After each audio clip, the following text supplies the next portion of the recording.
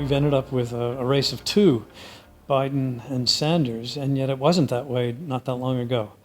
And they're an interesting pairing, I think, of candidates. One who's a moderate, the other who's a self-declared democratic socialist. And that seems to be the choice facing America's Democratic supporters right now. And yet it wasn't the case just a couple of weeks ago. So if we go back to the very beginning, and that was the Iowa caucuses in the snow-blown fields of Iowa, what you got was a win for Buttigieg, who is a young, engaging, attractive, intelligent, gay ex-mayor of a small-town Indiana city. What's interesting was that he could win, and that the voters of Iowa thought that he might well be a compelling Democratic candidate. What's also interesting, of course, was where did Joe Biden fit into all this? And he came in fourth in Iowa, far down the scale. So Sanders, the Democratic Socialist, comes in a narrow second. So you have the very first signal, which is important because it makes the headlines. Who's won, and is this dramatic? Go next to New Hampshire, where Sanders wins just by a couple of percentage points over Buttigieg. But again, they seem to be the two that people are talking about. Warren, who lives just downstate in Massachusetts, comes in third or fourth. Biden comes in fifth in New Hampshire. His only way to counter all this is to say, but my real state, my kind of state, is South Carolina. And that's coming up next week, he says to the reporters. So people kind of hold their breath and say, well, this is interesting. Biden seemed like he was one of the potential alternatives for voters to turn to. And in fact, when you get to the South Carolina primary in the week following New Hampshire, he wins big time. He wins by 30 percentage points over Sanders. So now all of a sudden, Biden is resurrected. He looks like a person who can win with sizable support base, especially African-American voters in that more populous state of South Carolina. This is now in the lead up to Super Tuesday, where there are 14 primaries gathered on a single Tuesday. So everyone turns to there, and two more important things happen following South Carolina. Not only does Biden win big time, and Sanders is pushed on his heels, but two people drop out. Buttigieg and Klobuchar both say, that's it for us, we're withdrawing, and endorsing Biden. So immediately there's a signal that's out there that says maybe what we don't need is a strident Democratic Socialist left populist in the form of Sanders. But maybe this is a reflection of what begins to appear in the first studies of voter attitudes. And that is what Americans, Democratic voters want, is someone who can challenge Trump, who can win in November. Policies and alternative stances may not be as crucial. Now we get to Super Tuesday, and Biden wins big time, having the endorsements now of two of the moderates, including in progressive states like Massachusetts, where Warren had looked like she might well carry her home state, doesn't. Minnesota, which was Klobuchar's progressive state, Minnesota regularly one of the progressive states in the United States. And Klobuchar perhaps told her voters, look, Biden is the way to go. I'm not convinced that was the sole explanation. But Biden wins in conservative states like Texas, wins in progressive states like Massachusetts and in Minnesota, and a number of other states. So all of a sudden, Biden now leads in the delegates and delegate count, and he becomes the man to beat. So having risen out of the ashes, really, of Biden looked like he might well be on the way out the back door just a week or so before, is suddenly the one to beat. And it seems that the language of we need someone who can beat Trump is the explanation, the unifying force, as it was termed. That would mean that Sanders really has it, to construct. He has to construct an argument that this isn't just about a winning candidacy. We must tap the uncertainties, the frustrations of the American population that want not only a winner, but someone who can change America for the better. So he characterizes his own bid for the presidency as a war of ideas. Biden, I think, is happy not to have the war of ideas, in part because if you ask him for details and specs, he seems to be gaffe prone and to garble the bits and pieces. Sanders is much better on that front. But on the other hand, you have to ask Americans, are they ready for a socialist, a self-declared socialist? My guess is probably not. America doesn't have a grand socialist tradition. So what you really need is probably a moderate. It also begs the question, where the vote's going to come from to topple Trump? Because for all of his sort of stridency and his vulgarities, Trump still hasn't fallen very far. It looks like a 50-50 race, and it's going to be a close run account in the first week of November. So the real question comes down to, where are the swing voters going to go? Would they go for a democratic socialist like Sanders, or would they go for a more moderate like Biden? And various accounts began to surface in the mainstream media saying, look, Americans really want to beat Trump, or the 50 or 55% of Americans. It's less crucial that we have a coherent alternative policy package. And a reminder, I guess, for people listening in, and that is that presidents do not have it in their plate of gifts of presidential powers to design legislation. That comes from the Congress. So presidents who say, this is what I will deliver as president, are pulling your leg a bit. And so for Sanders to say, this is what I will do as a democratic socialist president, no, you won't. Presidents don't have that in their set of gifts. They can sign a bill that's been passed by the House and by the Senate. And when those pieces began to appear that said, if Americans reject a democratic socialist Sanders as president, you may well get a Republican victory in the White House and down ballot losses for Democrats in the House and in the Senate. What that might mean is you have a Republican control of the House and of the Senate and of the White House. And with that, you have a completely unchecked Trump second term as presidency. Things have changed dramatically. They changed in part because of endorsements by dropout presidential candidates in these early primaries. But I think it also is a reflection that America's changed a bit from 2016.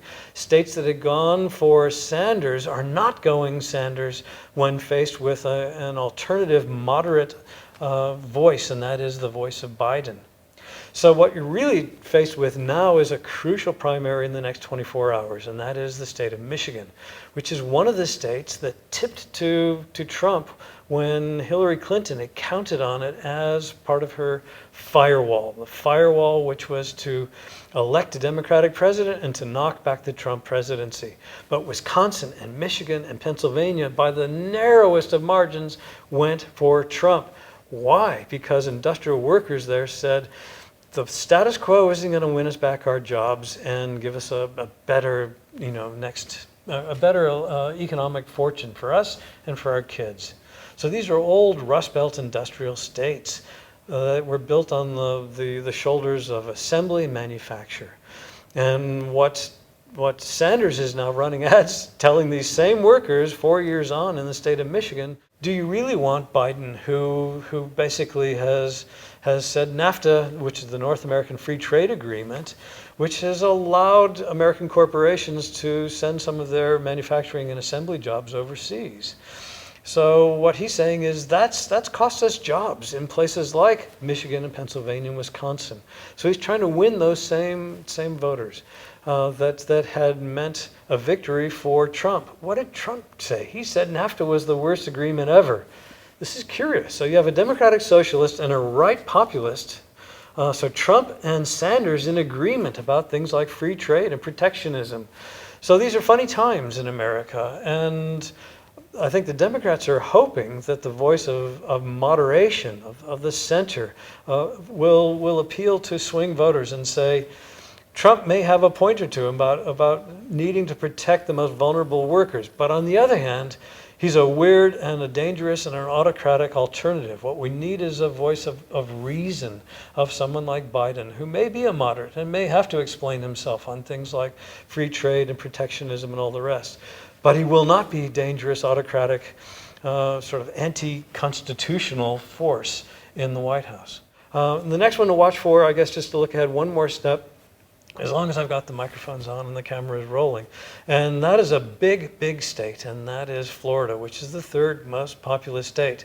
The bigger the population base, the bigger the number of delegates in primaries, like in the Electoral College, which we're not going to get into here in November. So Florida follows California and Texas as the two most populous states. Then comes the state of Florida, and there is a big delegate count there. Sanders has done well. He won the state of California because of Latino votes in particular. So this is interesting. The Democratic Socialist was able to win over the votes of the poor, basically new migrant service worker foundations of a state like California. So these are Latinos, especially from Mexico and from Latin America, Central America. That's the migration base of the Southwest. The problem with Florida for Sanders is that you have Latinos there, but they're not from Mexico, and they're not brand new migrants. They've been there a generation or so, and they're from Cuba. So if you migrate to Florida from Cuba, you're escaping Castro's communism. And so what you get is a conservative Latino migrant base in the state of Florida. They're also more established and less economically vulnerable than the brand new migrants in places like Nevada and Texas and California. So Sanders has his work cut out for him. It looks like Florida's going to go big time to Biden. If Michigan's already gone that way, it may well be Biden's candidacy. And we'll all turn then to what's going to happen in November.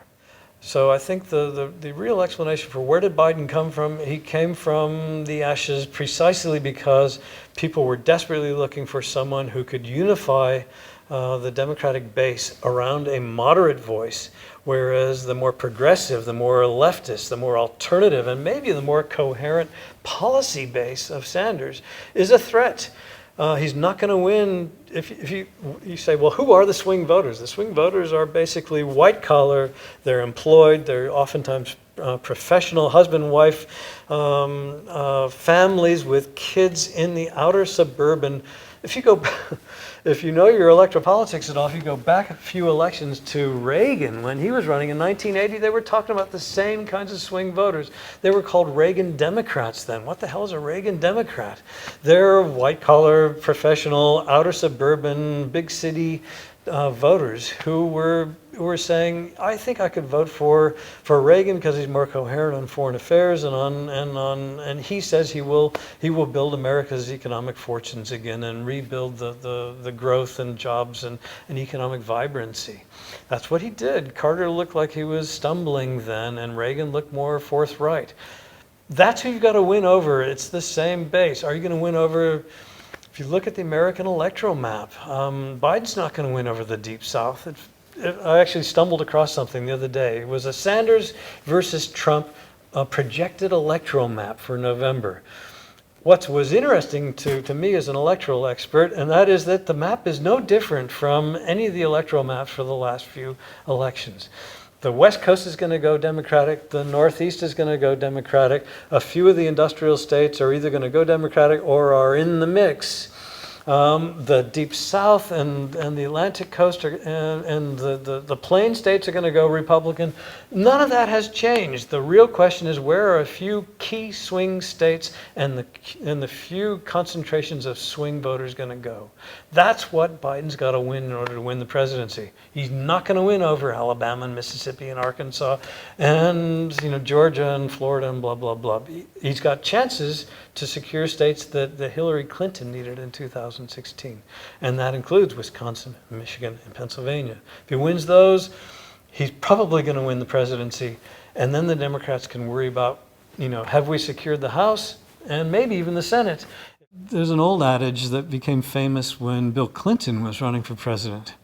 This is 1992, and there was a famous sign that he put on his national headquarters. It's "The economy stupid." What does that mean? He was really telling each one of his national headquarters workers, when they left that headquarters at the end of every day, remind yourself, what's this election about? It's about the economy. So the polls then were saying that George H.W. Bush was going to lose. He's going to lose because Americans thought he was the better candidate on foreign affairs, But Bill Clinton looked better for them in terms of economic issues. And then the crucial question, but on what basis are you going to decide your vote? Overwhelmingly, Americans said it's based on economic issues. So Americans vote their pocketbook, as the old saying goes. It applies this election too. And one of the reasons why Trump, I think, hasn't slid further in the approval ratings and all that, despite impeachment and despite all sorts of egregious, I think, errors in terms of foreign affairs. And yet he seems to have survived, the Teflon president, as he was the Teflon candidate 4 years ago. Why? Because the American economy has been doing really well, which leads us to right now. The coronavirus, if you haven't been following this, if you think the ASX is in dire straits, that's the Australian Stock Exchange, then have a look at Dow Jones. It plummeted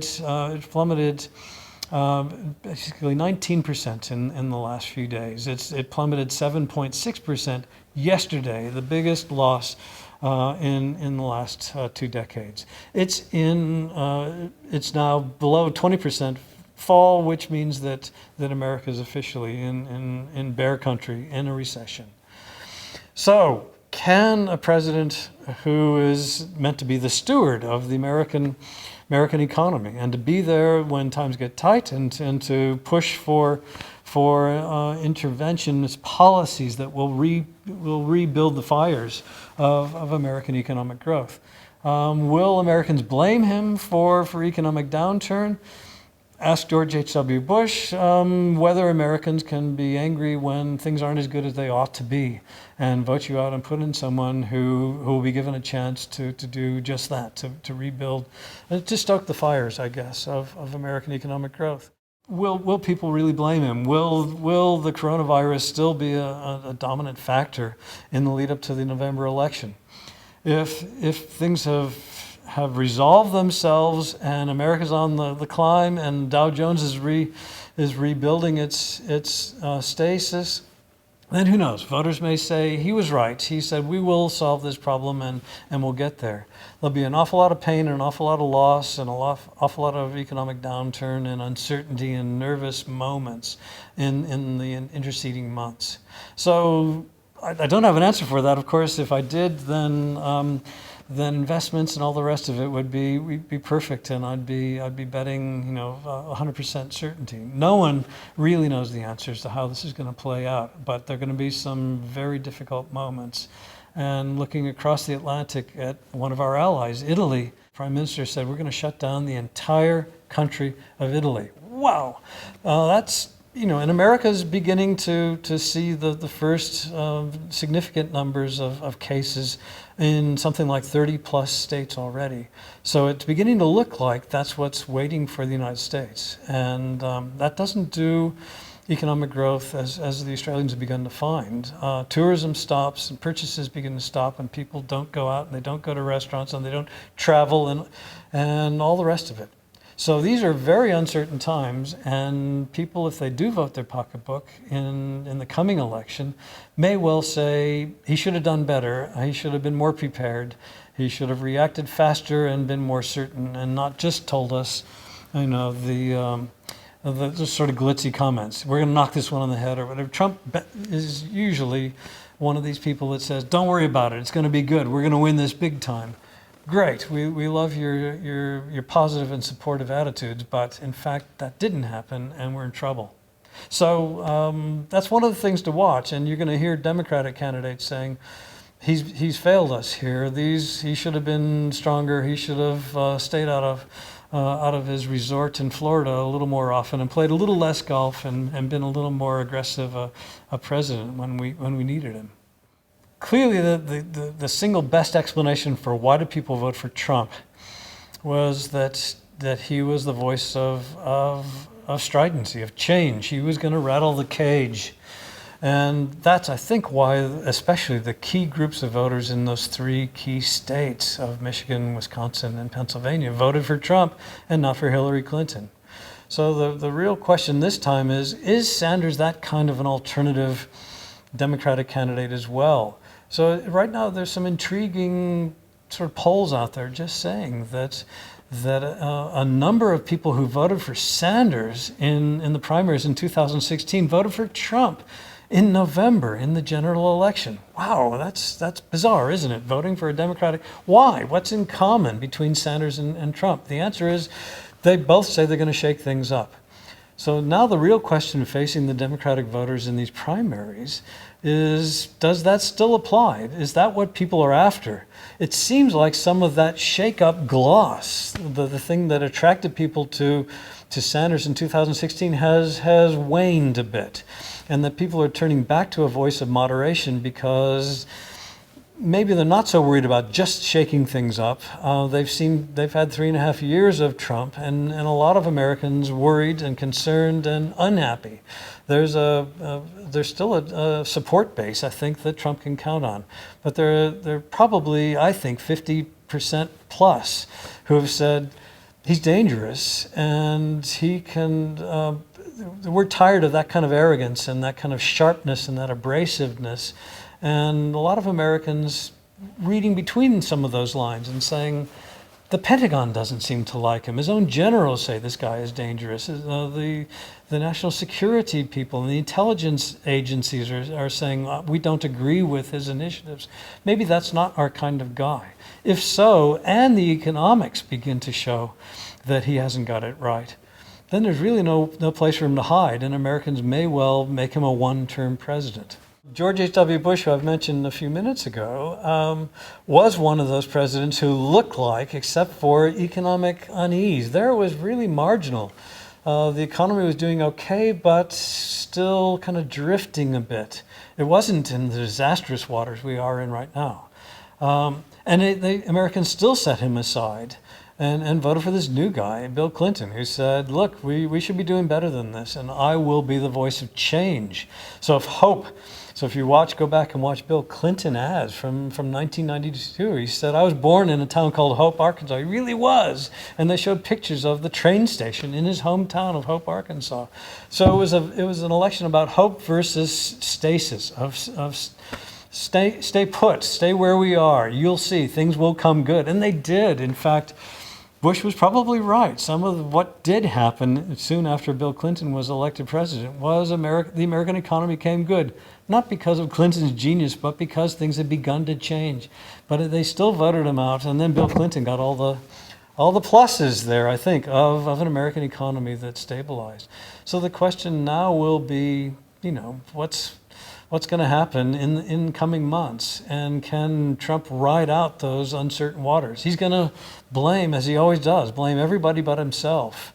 But if Americans say, you're president, it's you who we turn to, then maybe these uncertain times will say, maybe what we need is a one-term president. So George Bush was a one-term president. Obama, they said, couldn't possibly win a second term because there was 8% unemployment. And nobody since the Great Depression had ever won re-election with 8% unemployed. What he did, though, was to say, we need some change. These are not the best of times, but a lot of this was not me. It was George Bush who preceded me. And voters actually gave him the benefit of the doubt. The outcome is really still to be decided, and it really depends on how these uncertain American voters, either they opt for stasis and vote for Trump because the American economy had been doing okay, even though he's rough-hewn and vulgar and abrasive and a sort of crazy voice in the White House, certainly without precedent in American political history. Or do we go with a much more calm, less abrasive, but occasionally gaffe-prone Biden, it looks like at this point, as the Democratic alternative? I guess one of the interesting questions is whether Trump, if he were to win re-election, whether first off his first victory can be seen as riding the coattails, I guess, of Obama's victories, of his improvements, I guess, made during his 8-year term of office, and whether he still can benefit from some of those victories that he was realized in his first term. My sense is that Trump undid a lot of stuff. He's undone the Obama progressive voices in the Supreme Court. He's undone a lot of his his attempts to instill a sense of urgency about dealing with climate change. He's undone a lot of the legislation which is to see to clean air and to restrictions on pollution and things like that. He's certainly undone Obama's sense of free trade, a commitment to those policies, of alliance structures. There's a long list, I think. So my sense is that Trump has rolled back a lot of things. He's also appointed people to agencies like the Environmental Protection Agency that I think Obama certainly believed in, and put in someone who doesn't believe in it at all. And that's, I think, the hallmark of the Trump presidency is a radical transformation of a sense of what do we want from Washington, and what do we want from a federal government. And I think Obama believes in a vibrant role for the federal government. Hence, Obamacare is a voice for the big government's underwriting of insurance, medical insurance, for the most needy in America. That's the signal of big government and of use of the tax base to make a difference for the most needy in the American population. Trump, I don't think, believes in any of that. He's a strident, free enterprise guy. Let people sort it out for themselves. We don't believe in big government. Let people use their own money for their own insurance. What about the poorest? People might ask of Trump. Well, if they really wanted to, they'll do better under me because they'll have a more secure job and the wages that go with it, and they can use that to buy their own insurance, etc. So two very different visions. And some people have done very well, but I think it's especially people who are further up the ladder who've done well under Trump. And the real question facing the voters in the next election is going to be, do you trust Trump and some of the retention of jobs in America, but probably not as such improvements in the assembly and manufacturing jobs that he said he'd return to America? If you ask the interesting question of in other words, where's stuff made in America, including iconic things like the iPhone? If you look at the back of the iPhone, it says designed in California. So it may have been inspired there by the great geniuses of the Silicon Valley in Northern California, no doubt.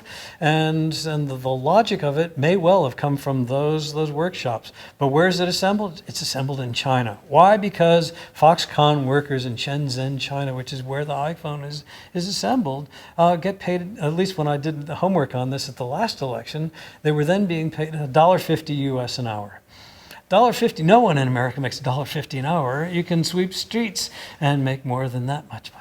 So the question is, why does this happen? It happens because you can keep prices down on commodities. So there are these interesting trade-offs. Trump has always said, well, bring the jobs back. Well, why didn't you bring, he was saying, I want Apple to bring back those assembly jobs to the state of California. Are people ready to pay another maybe 50 or 60% for an iPhone if it were to be assembled by people getting paid $35 or $40 an hour in the brand new flash Apple assembly plants to be built in California? I don't think so. I think that's where you'd begin to lose your advantage. So there are these trade-offs, and Trump is very good at saying, I've done really well. We can do this, that, and the other now, and American jobs are here. But America's never had such poorly paid and there's a lot of underemployment in the United States. People working in the informal world of Uber driving and things like that, as opposed to the old union-based car assembly jobs that used to be the sort of foundations of employment in a place like Michigan. So it's not an American thing. It's not an evil thing that the Democrats have foisted on the American economy. It's the voice of modernity, really, of the movement of the assembly jobs and the manufactured jobs to places where you can buy cheap labor. And America, like Australia, must become a clever country and build new kinds of service and information and high-tech jobs to take the place of those. Yeah, what are the implications? I think much of the same, but more so, I guess, if Trump is reelected. Trump, especially if it's a Republican House and a Senate, will mean there's no looking back. There will also be probably an additional placement or two into the Supreme Court, which the mind boggles. It's already a conservative court. It will become a decidedly conservative court. So all sorts of things that we began to see the first of in the first 4 years will be that in spades in a second term. There'll be no looking back. He can say what he wants. There'll be no one to say no or to challenge him or to say that's not on. A Democratic victory for the White House, well, it depends in part on what happens in the two other chambers. If the Democrats re-secure the House, then legislation will be introduced to deal with some of the current economic shortcomings. I think that in place under Trump, and probably re-engagements with alliance structures, foreign affairs, and free trade agreements, especially if the Democrats were to gain control of the Senate. That's possible, depending on how the year plays out. If that's true, then what I think you'll see is a voice of a return to the center and to the moderation, and perhaps to a need for the Democrats to reinvent the role for the federal government, because Americans clearly want some change, but they don't necessarily want the stridency of Trump. And if Biden can find a way to do both of those things, to work with a Democratic House and Senate, to get the best out of a U.S. moderate, still free trade and free market based and pro-growth and et cetera, House and Senate, let's be honest, the Democratic Party is not a radical communist or socialist entity. It's a voice of moderation. And if Biden can return that and get some things in place for the typical American working family, then I think maybe he can rebuild some confidence and faith in government and drag it out of the argument from the right populists of Trump that it's somehow the swamp that needs to be drained, and that the American government itself must be unwound. So if that's true, then I think America will return to the voice of moderation and away from the voice of right stridency under Trump.